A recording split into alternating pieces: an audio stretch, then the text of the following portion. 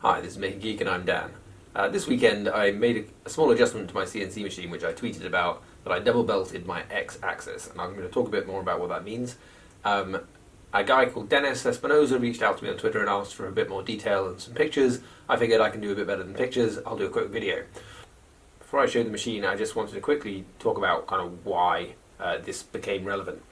And that is the tale really of two attempts at fidget spinners. They're all the rage. Everyone likes fidget spinners at the moment. They're very simple, they don't use a lot of material.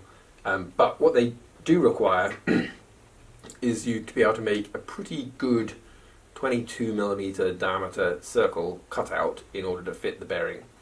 And that tends to show up a lack of precision. So whereas larger items you can kind of get away with small amounts of error, kind of getting lost in the mix, when you get down to something as small and precise as just cut a 22mm circle, any misalignment or problems with the machine kind of tend to show up. So hopefully you can see that in this one it is tight here and here, but it's got quite a big gap here and here. And how that first came about was essentially the bearing didn't fit at all, because the narrow gap was too narrow. I had to keep widening the size of the hole until I got enough clearance. And it just isn't perfect, basically. Now compare that to the new design. Yes, Batman.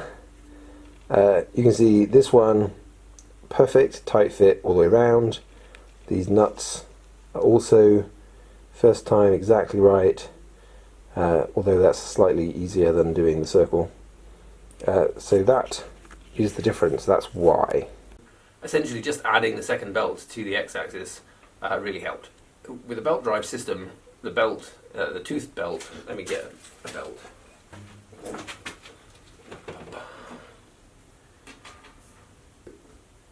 With a belt drive system, you have this toothed belt, they call it GT3 timing belt, and it wraps around a sprocket on the motor, and at each end of the axis you have a small metal shim that you screw down to pin it in place. So you pin it at one end, loop it over the motor, put some tension on it, pin it at the other end. And fundamentally the movement of the machine and the axis is about driving force against this belt, which is a very strong belt. Now when you first do a calibration, typically you get a pen and you put it in and everything works great and that's fantastic, but a pen isn't really putting much pressure on those axes. Once you start cutting wood or other materials, those cutting forces are translated fundamentally against this belt. Now again, the default machine has it pinned at each end, and so whenever the machine moves, it's putting stress across this whole length, and any amount of give that exists in this belt, you get it multiplied up by the length essentially. Although this belt is very tough and doesn't stretch particularly, over a whole meter, any amount of stretch you do have in it is going to be kind of visible. And where that happens is when you have cutting forces, you end up with basically the axis with a little bit of a lag to it. And that lag shows up in slightly off-center circles because you aren't keeping up, essentially, when you're drawing a curve, the x-axis needs to keep perfect time with the y-axis, but the y-axis has two motors and two belts, so it has more power essentially to throw at that move, and then the x-axis lags. So let's have a quick look at what the machine looks like. The belts are held on each end by this metal shim, screwed down just to hold it in place.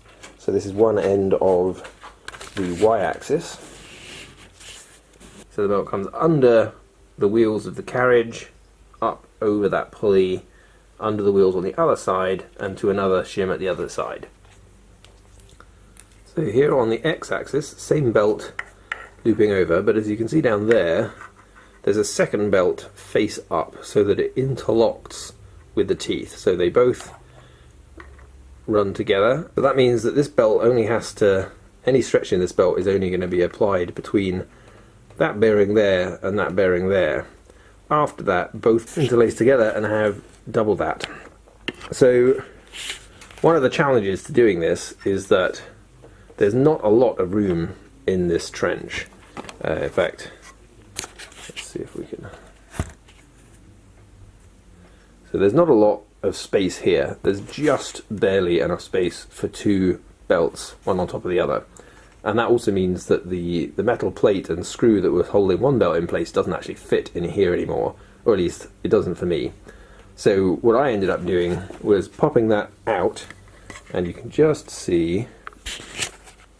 So I ended up sliding that plate out through the slot that's in this plate, and fitting the belts. Then when I had them both in place, I jammed this back in place and literally just hammered it in up against this plate. So it's pinching both belts together, and whenever any forces pull this way, it's really just pulling this tighter against this plate. So whilst it isn't screwed in place, it is very securely in there. And then the same again at the other side.